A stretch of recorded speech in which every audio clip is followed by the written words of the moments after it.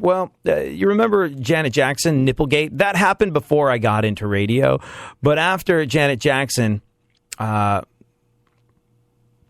flashed her Tig O'Bitty during the Super Bowl halftime show, the wardrobe malfunction, if you will. After that happened, well, the FCC just clamped down on broadcasters. And this was before I got into radio. And I got into it while the aftershocks of that were still being felt. And basically, I know a lot of broadcasters that point at that going, oh, yeah, that's the event that made all the fun and all the money go out of radio. Thanks a lot, Janet Jackson and Justin Timberlake. And I actually like the show, New Girl. Like, I watched it for a while, and occasionally I still do. Like, sometimes it drags a little for me, but a lot of the time it's exceptionally well written and very, very clever. I don't know if it qualifies as funny, but it's always clever, and I appreciate things that are clever, I suppose. But, man, I'll be deeply resentful if it's them that brings the FCC police back on our ass. And, again, sucks what little money and fun is remaining in broadcasting out of it. Fox show. The Mindy Project, you know, with that chick from The Office. They made the plot of an entire episode about butt sex. It's true. The Mindy chick and her boyfriend or husband, I don't know, on the show, they spent an entire episode debating as to whether or not he accidentally or on purpose slipped and knocked on the back door. And then there was a whole bunch of talk of sexual positions, like the necktie and the bagpipe. Do you know what the bagpipe is, Funkhauser? No. No. Maybe you can consult Urban Dictionary while we go through this story, try and figure out what the bagpipe might be. This is the one that blows my mind. I mean, you know, Fox, New Girl, the Mindy Project. I get that. Fox is... It's so weird because, you know, they make all their money off of, it really is snake oil salesmen. Like Fox, you know, that sort of right-wing pandering thing that all the news folks being the glove puppet of Rupert Murdoch and Rupert Murdoch being elbow deep in absolutely all of them. It's that kind of like pandering to right-wing idiocy. And trust me, there's lefty idiocy as well. But in this particular instance, Fox News makes people stupider, and they pander to left-wing idiocy.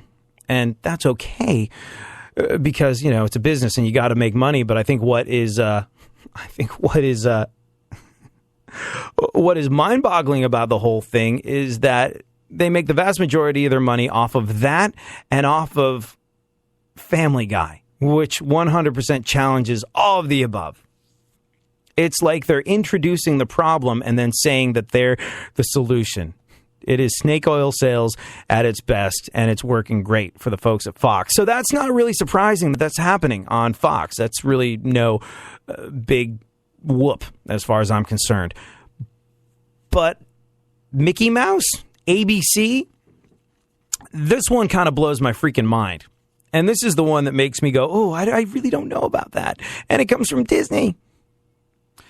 ABC's hit drama Scandal. Season jump-started with the two lead characters in the show doing it on a beach.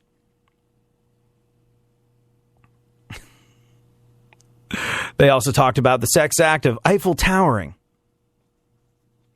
The president's teenage daughter in the show reportedly had a sex tape in circulation as well. But the kicker for me is the fact that on the 30th of October, the night before Halloween, the sex scene from Scandal aired just a couple of minutes after the Charlie Brown Halloween special wrapped up on ABC. Yeah. The showrunner on the show, this chick Shonda Rhimes, said she had no intention of altering the content of her show, and she looked forward to being censored. Her other show, How to Get Away with Murder, featured an episode with characters muttering, "He did things to my ass that made my eyes water." And "Why is your penis on a dead girl's phone?" Disney. Ladies and gentlemen, Disney. And here's the thing. None of this offends me. Having the sex scene on right after the Charlie Brown Halloween special, that to me is... not okay. And people should know. That shouldn't be a surprise. There should be a warning being like, hey, we know that you've all watched this with your kids, but there's going to be something that you may or may not want your kids to see that's going to happen in 5 minutes. So, distract them with Halloween candy and get them the hell out of the room. Yeah. All this for what? Well, ratings. Sensationalism.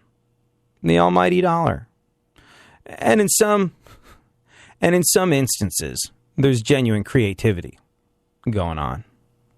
But a lot more of it has to do with let's get a reputation for pushing the envelope so people go, what are they going to do next? To avoid them noticing things like gaping plot holes, horrible dialogue, actors that can't act, and things of that nature. Network censors and FCC fines are reportedly being issued a whole lot less. And executives thrive on the controversial nature of their shows. I think it also has to do with all the on-demand stuff as well.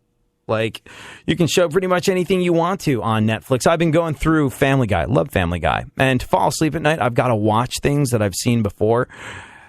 That's the only way I can do it, where I can fall asleep watching stuff that I'm familiar with so I don't get wrapped up in the plot and wonder what happens. I can just, enjoy it and pass the hell out. But I have noticed that Family Guy on Netflix is uncensored, and there's usually 1 or 2 F-bombs in every single show after a certain season. And I think, if your kid watches Family Guy and you watch it on Netflix, there's going to be the F-bombs. There's going to be all sorts of content that, the FCC has a problem with, or at least in theory used to have a problem with, that's readily available to everyone with streaming. And it becomes the job, I think, not so much of the FCC to police what's going on in your home, not so much of the FCC to police what's going in and out of your child's mind and onto their television screen or onto their computer screen or onto the screen of their smartphone. It falls not to the FCC. It falls not to Big Brother. It falls to you. Now, in this digital age, that's increasingly hard to keep a handle on. But at the very least, it's reverting the responsibility back to the parent, making parents more aware that, as a matter of fact, it turns out you're responsible for your child's upbringing. And, that seems like a good thing. See how I did that? I managed to tie it all together to where talk of fisting on primetime television resulted in good parenting. Could anybody else do that? No. I don't think they could. That's the sound of me patting myself on the back.